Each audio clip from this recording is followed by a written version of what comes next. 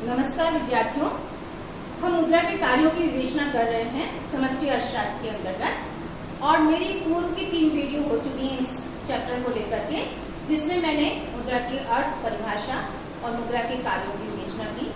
और मुद्रा के कार्यों को मैंने 2 भागों में आपको पूर्व वीडियो में स्पष्ट किया, मुद्रा के प्राथमिक कार्य और मुद्रा के गौण कार्य। इस वीडियो में आपके चैप्टर को एक्सपांड करते हुए मैं मुद्रा का 3rd मेन फंक्शन लेके चल रही हूँ, मुद्रा के अन्य आकस्मिक कार्य, जिसके अंतर्गत मैं प्रकाश डालना चाहूंगी सर्वप्रथम अधिकतम संतुष्टि के बिंदु पर। कि मुद्रा ऐसी है जिसने अर्थव्यवस्था के अंतर्गत व्यक्तियों को, उपभोक्ताओं को, उत्पादकों को, विनियोगकर्ताओं को, लाभकर्ताओं को अधिकतम मैक्सिमम सेटिस्फेक्शन की बिंदु की प्राप्ति करने में सफलता प्रदान की। विद्यार्थियों, पहले हम इस बात पे हैं कि मैक्सिमम सेटिस्फेक्शन होता है या अधिकतम संतुष्टि का स्तर हम किसे मान के चलते हैं। चाहे हम उपभोग के क्षेत्र में बात करें तो मैं आपसे ये कहना चाहूंगी, प्रत्येक उपभोक्ता जब बाजार में निकलता है तो वो यह प्रयास करता है कि जो पैसा मैं दे रहा हूँ या जो मुद्रा मैं वस्तु के क्रय के लिए चुका रहा हूँ, उससे जो मैं वस्तु क्रय कर रहा हूँ, मुझे जो सेटिस्फेक्शन या संतुष्टि प्राप्त हो वो अधिकतम हो। अधिकतमकरण के प्रयास में हम यह कहते हैं कि इसका कैलकुलेशन हम करते हैं उसकी वस्तु की सीमांत उपयोगिता के द्वारा। कि यदि उपभोक्ता को यह लगता है कि जो कीमत मैंने दी उससे जो मुझे सीमांत उपयोगिता प्राप्त हुई वो उसके बराबर है, तो हम कहते हैं कि वो अपना जो खर्च करने का तरीका विवेकपूर्ण कर रहा है और अधिकतम संतुष्टि की प्राप्ति कर रहा है। मार्शल ने इस बिंदु को बहुत एम्फेसाइज किया अपने उपयोगिता विश्लेषण के अंतर्गत, और उन्होंने ये स्पष्ट किया कि प्रत्येक व्यक्ति का व्यवहार हम विवेकशील तब मानते हैं कि उपभोक्ता का, यदि वो वस्तुओं का क्रय इस प्रकार से करता है कि उससे प्राप्त सीमांत उपयोगिता उसकी दी गई कीमत के बराबर हो जाती है। अब विद्यार्थियों, दी गई कीमत क्या है? दी गई कीमत क्या है? मुद्रा। और दी गई कीमत को आप किसमें मेजर कर रहे हो? मुद्रा में। यदि आप पीएक्स दे रहे हो, इसका मतलब आप मुद्रा में मेजर कर रहे हो, और जब मुद्रा को आप यूज कर रहे हो तो उसी की व्याप्ति तो हम कहते हैं कि वो उतना ही खर्च करना चाहेगा जिससे कि वस्तु की संतुष्टि उसकी अधिकतम हो जाए। और यदि ऐसा कंसेप्ट ना हो तो हम कहते हैं कि उपभोक्ता का व्यवहार विवेकशील माना ही नहीं जाता है और वो अधिकतम संतुष्टि की प्राप्ति नहीं कर सकता। कई बार हमारे साथ ऐसा होता है कि हम किसी वस्तु को क्रय करने जाते हैं और जाते हैं, मार्केट में सर्च करते हैं और वो वस्तु हमें प्राप्त हो जाती है और हम उसको देख करके वस्तु का क्रय करते हैं और हम मेजर करते हैं अपने मस्तिष्क के अंतर्गत कि जो कीमत हम दे रहे हैं विद्यार्थियों, क्या वो कीमत, दी गई कीमत उस वस्तु के लिए उतनी उपयोगिता हमें देगी अथवा नहीं देगी।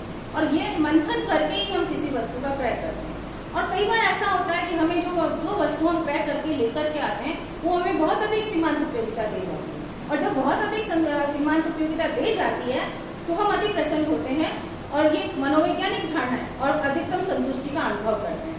तो उद्देश्य क्या होता है कि हम उतना ही पेमेंट करें जितनी हम संतुष्टि की प्राप्ति को करना चाहते हैं और समझते हैं। और वो कब संभव है? जब आपके पास मनी हो।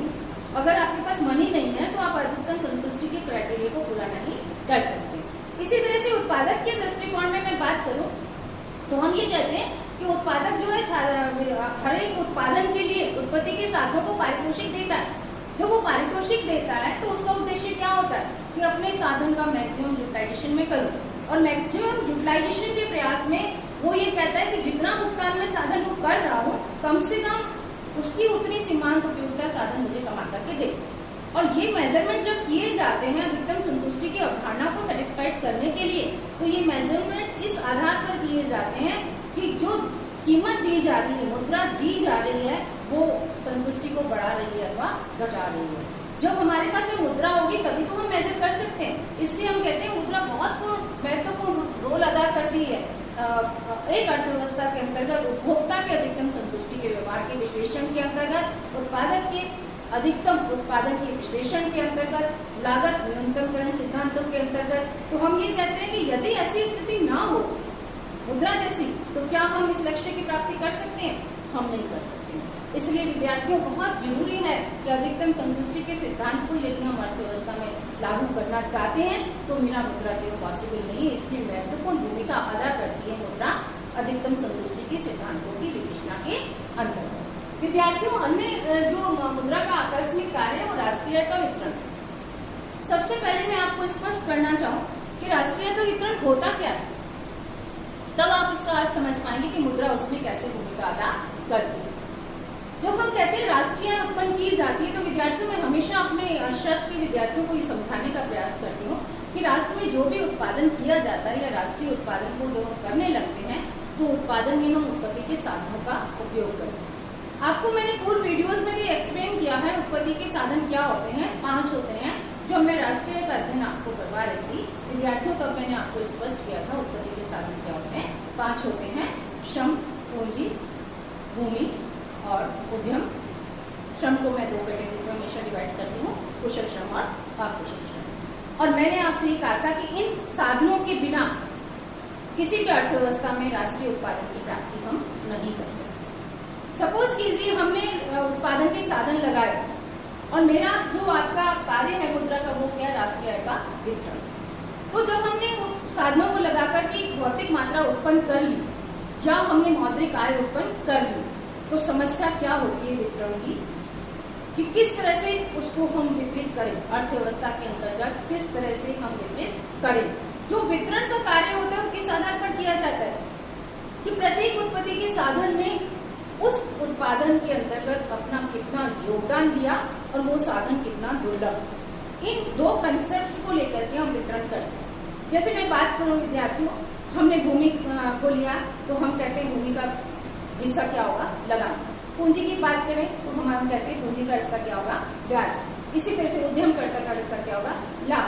श्रम का हिस्सा क्या होगा, वेतन या मजदूरी। तो अब हम उसको दें कैसे?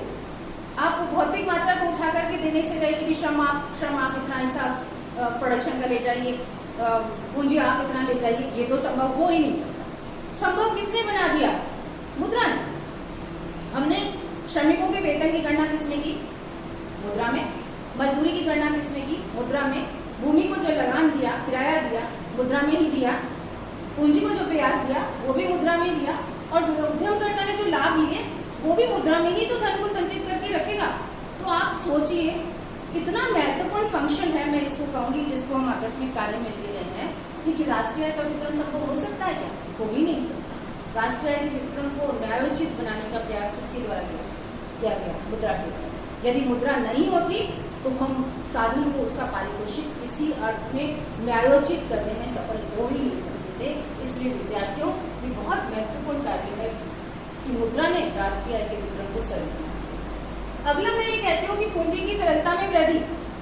मुद्रा ने क्या किया, पूंजी को लिक्विड फॉर्म में परिवर्तित कर दिया, ट्रांसफर कर दिया। आप भूखंड को मानते हैं, वह भी एक संपदा है। आप स्वर्ण को मानते हैं, वो भी एक संपदा है। आप महलों को मानते हैं, मकानों को मानते हैं, किसी को भी मानते हैं आवास, वो भी आपकी एक संपदा है। लेकिन ये संपदाएं क्या है, एक फिक्स्ड स्थायी संपदाएं हैं जिनको आप तुरंत काम में नहीं ले सकते। अगर आप एक भूखंड ने बेचने के लिए आपको पैसों की आवश्यकता है, एक भूखंड बेचना चाहते हैं तो आपको ग्राहक ढूंढना पड़ेगा। और ग्राहक ढूंढने के बाद में आपकी सेटिस्फैक्टरी उससे वो मूल्य मिलता है अथवा नहीं मिलता है, उसके लिए आपको वेट करना पड़ेगा। लेकिन क्या मनी के लिए आपको ऐसा सोचना पड़ता है? नहीं। यदि मुद्रा आपके हाथ में है तो आप बहुत लिक्विड आराम से जी जाते हैं, लिक्विडिटी आपके हाथ में बनी रहती है। जिस समय जो ट्रांजेक्शन आप करना चाहते हैं तुरंत करने में सफल हो जाते हैं, क्योंकि उसमें एक सबसे बड़ा गुण है कि मनी एक लिक्विड टर्म्स को लेके चलती है, यानी तरलता के गुण को लेके चलती है। अगर तरल रूप में हमारे पास मुद्रा है तो हम ट्रांजेक्शन्स को हम बहुत इजीली कन्वर्ट करने में सफल हो जाते हैं। इसलिए ये कहते हैं कि पूंजी की तरलता का गुण जो होता है वो किसमें पाया जाता है, मुद्रा में।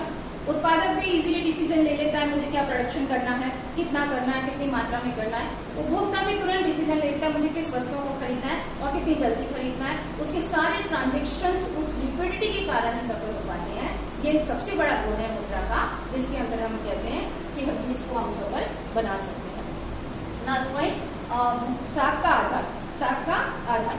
मुद्रा जो है इसका एक महत्वपूर्ण कार्य है। मुद्रा जो है शाख का बेस बंधी है।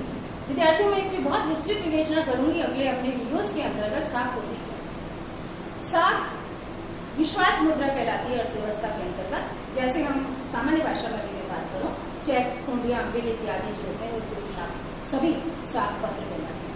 लेकिन अब आपको हैरानी इस बात को लेकर के होगी कि जितना कार्य हमारी जमा उत्पन्न नहीं करती है, कार्य नहीं संचालित करती है, या वो गौण हो जाती है, लेकिन साफ मुद्रा उससे कई गुना अधिक मात्रा में अर्थव्यवस्था में प्रचलित होती है मुद्रा की पूर्ति के रूप में।